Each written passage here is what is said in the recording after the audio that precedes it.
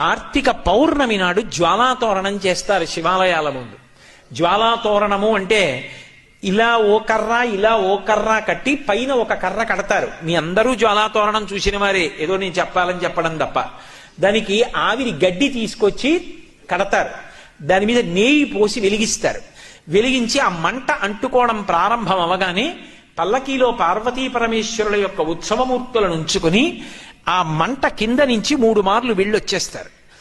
ఎందుకు అలా వెడతారు జ్వాలాతోరణం కిందంటే, పాపము చేసి శరీరాన్ని విడిచిపెడితే ఆ జ్వాలలతో కూడుకున్నటువంటి తోరణములోంచి యమసదనంలోకి వెడతాడు.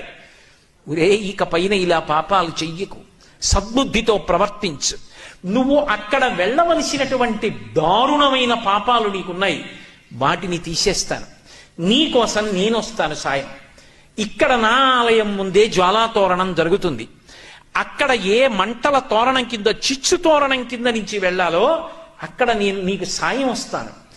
దా, నేను ముందు వెడతాను, నువ్వు నా వెంటరా. ఇక్కడే జ్వాలాతోరణం కింద నుంచి వెళ్ళొచ్చావు కనుక ఇక అక్కడ వెళ్ళవలసిన అవసరం తీసేస్తాను.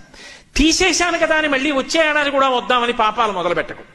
బుద్ధి మార్చుకొని నేను ఇంత నీకు అనుగ్రహించా